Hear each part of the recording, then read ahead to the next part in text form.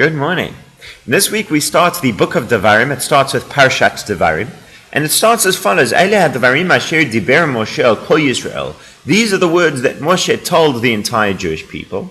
But then the Torah gives us a listing of geographical locations. It seems to be telling us where this speech took place. Be'ever hayardain, on the side of the Jordan, the other side of the Jordan. This refers to the eastern side of the Jordan River, what today is the country of Jordan.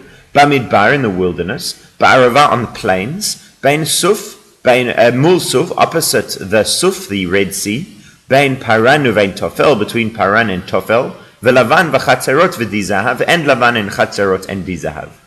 Now the problem with this list of locations is that not only is it unnecessary to give quite so much geographical detail, but in fact it is contradictory and confusing.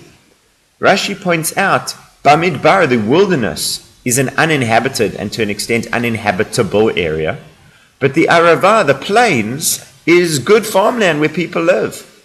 So was this taking place in Midbar in the wilderness or on the Arava on the plains? It was actually taking place on the plains of Moab. So when the Torah says Midbar, that seems strange. Between the Suf and Paran, those were both to the south of them. They were not located in between those two locations. And so once we look at this, it becomes clear to us that the Torah is not coming to tell us where the speech was taking place, but to deliver a message through the place names that are being given.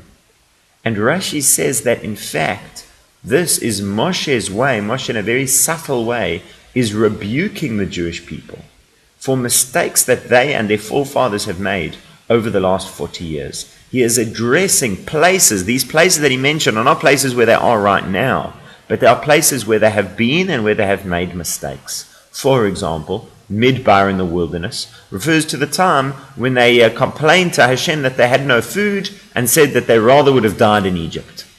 The Suf, the sea, that refers to the time that they stood with their backs to the sea and the Egyptian army in front of them, and after having seen the 10 plagues and the miracles that Hashem had done, still did not have the trust to have some kind of confidence that Hashem would be able to rectify the situation. But they once again said, Bli ein kvarim b'Mitzrayim, were there no graves in Egypt? Why is it that you've taken us to kill us in the desert? Tofel and Lavan refers to the time that they rejected the manna, the miraculous food from heaven that Hashem had created for them and given them, that they rejected that. So all of these times that they'd erred, that they'd done something wrong, are referred to in this list of places. Now, the question is, why is this done in such a subtle way? If Moshe really wants to give them a message, he should just say to them, remember the things that your fathers did, the mistakes that your forefathers made.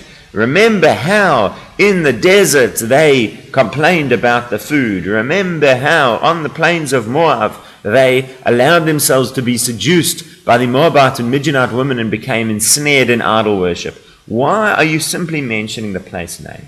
And Rashi gives one answer. He says, Mipnei kvodan shel Yisrael, for the honor of the Jewish people. In other words, he didn't want to dishonor them. He didn't want to humiliate them by mentioning explicitly all of the things that they'd done wrong.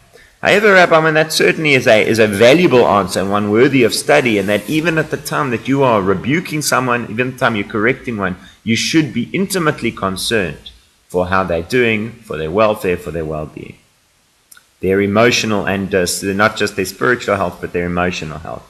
Rabbi Moshe Feinstein gives another answer, which is an absolutely penetrating insight, is that he says, in fact, when the message will be understood from a hint, from a subtle description of what was wrong, then it can actually be a mistake to speak explicitly about the sin and to make explicit what was done wrong. In other words, you can sometimes do damage by telling people too much about sin. And the reason he says for that is because when people are witness to sin, whether they actually physically see it or whether it's told to them, he says that itself has an impact on us, that itself influences us. And I just want to give you an example from studies that were done, and then I'd like to explain it further through the eyes of the Torah. This is from a book called Nudge, that it's about decision making. It says a survey by the Harvard School of Public Health found that about 44% of college students engaged in binge drinking in the 2-week period preceding the survey.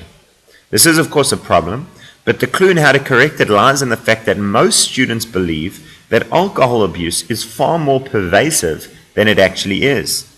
Misperceptions of this kind result in part from the availability heuristic. Incidents of alcohol abuse are easily recalled, and the consequence is to inflate perceptions. College students are influenced by their beliefs about what other college students do, and hence alcohol abuse will inevitably increase if students have an exaggerated sense of how much other students are drinking. Alert to the possibility of changing behavior by emphasizing the statistical reality, many public officials have tried to nudge people in better directions. Montana, for example, has adopted a large-scale educational campaign, one that has stressed the fact that strong majorities of citizens of Montana do not drink.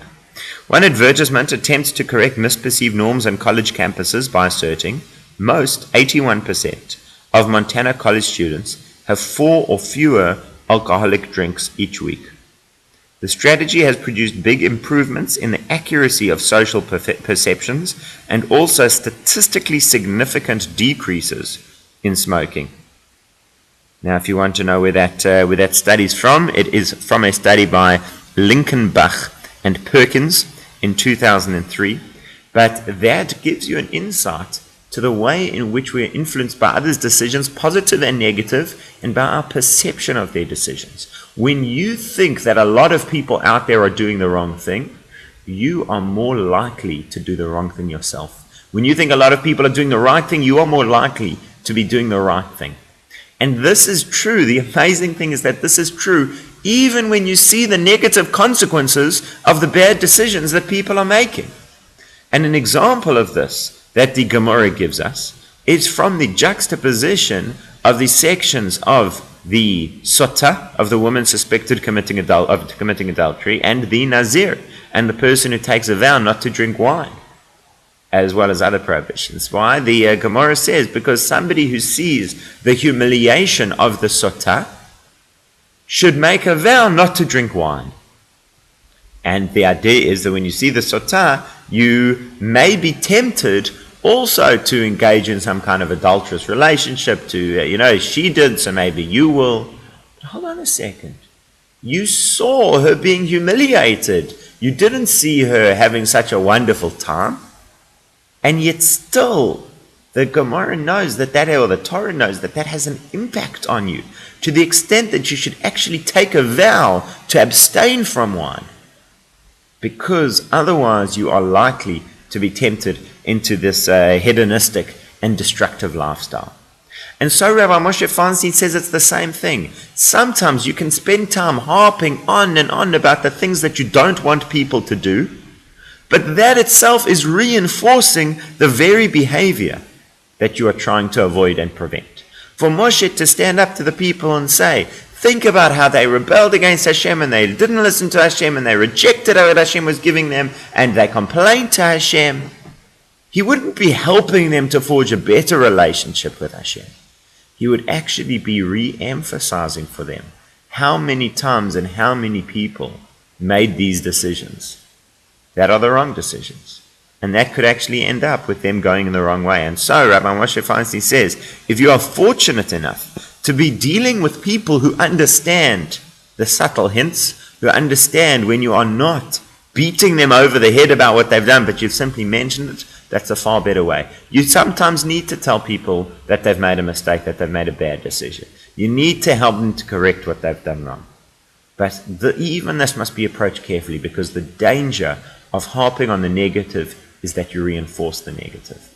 And that's perhaps one of the facets of the famous statement of Rav Kook, that he said, the tzaddikim, the righteous, do not complain about the darkness, rather they spread light, they focus on spreading light.